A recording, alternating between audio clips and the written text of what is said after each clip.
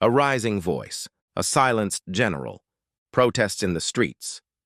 And now, whispers of a coup. Is Zimbabwe on the edge of another political explosion?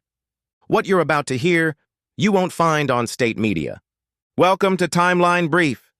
Today, we're diving into the tension building deep inside Zimbabwe. Behind the calm on the surface, there are growing signs that something big is brewing. The recent protests, led by Savior Geza, a top general suddenly reassigned, power shifting quietly, but dangerously. This isn't just political noise. For many Zimbabweans, this feels like déjà vu. Let's go back to 2017. Robert Mugabe, who ruled Zimbabwe for nearly 4 decades, was ousted in what the military called a non-coup coup. Tanks on the streets, soldiers on national TV. And Emerson Mnangagwa, Mugabe's former ally, stepped in as president. For a moment, hope returned. A new dawn, a fresh start. But fast forward to 2025, and many are asking, did anything really change? Or did power simply shift hands, while the system stayed the same? Enter Savior Geza, a former government insider turned vocal critic. Geza began speaking out in early 2025, accusing the current regime of corruption, suppression, and betrayal of the people's hopes. His message? Peaceful resistance, public awakening. Then came March 31st, the day thousands of Zimbabweans hit the streets, young and old, students and workers, chanting for accountability, reforms, and justice. But instead of answers, they got silence and riot police, blocked roads, blackouts, fear. And Geza?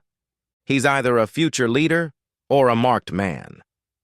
As Geza's influence spread, the government responded the only way authoritarian regimes know how, with fear and force.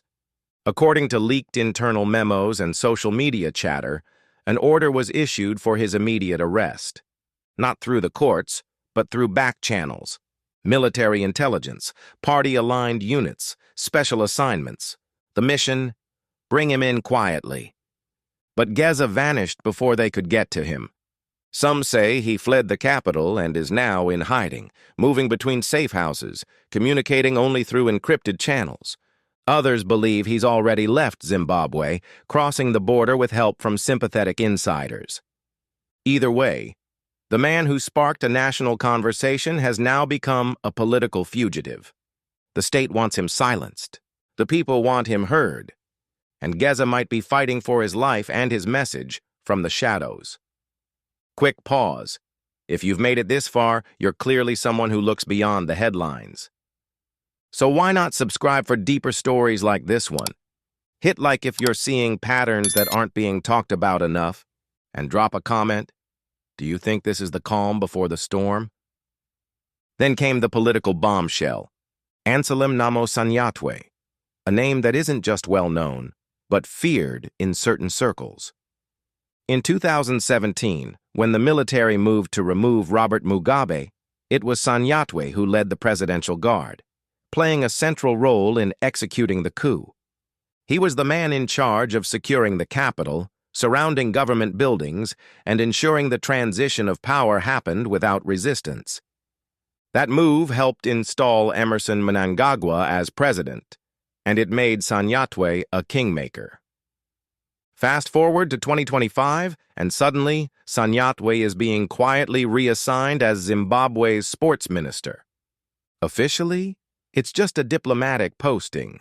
But no one's buying that. Why remove a man with deep military ties, high-level strategic influence, and loyalty from the armed forces, and send him halfway across the continent to shake hands and attend ceremonies? Many believe this isn't a reward. It's an exile, a political distancing, because Sanyatwe had grown too powerful. And when generals with that much loyalty start asking quiet questions, presidents start getting nervous. The move has led to speculation that Mnangagwa is clearing out potential challengers before they can become a threat. A purge, not with prison but with passports. To truly understand what's happening, you have to zoom out. Zimbabwe's economy is in freefall. soaring inflation, mass youth unemployment, and a currency that barely holds value. The people are frustrated, and the streets are boiling. Media censorship is rising. Independent journalists are being harassed. Social media is monitored. There's a crackdown on voices like Geza, and even anonymous critics are being hunted. Inside the ruling party, ZANUPF, factions are forming. Some loyal to Mnangagwa, others quietly leaning toward reform or even military backing. There's also growing concern from the international community. Human rights groups are raising flags over recent arrests. Regional observers say unusual military activity has been seen near key installations. This isn't just a protest, it's a slow-building power struggle. Between the people and the state, between reformists and hardliners, and maybe between a president and his own army. Zimbabwe is a country with deep wounds, scars of history and power. But the cracks are beginning to show again. A rising dissenter, a frustrated public, a removed general.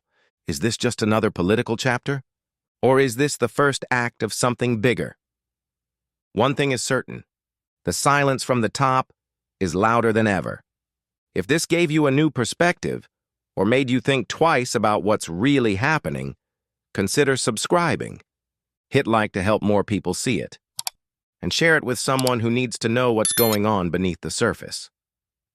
This is Timeline Brief, where the news doesn't stop at the headline.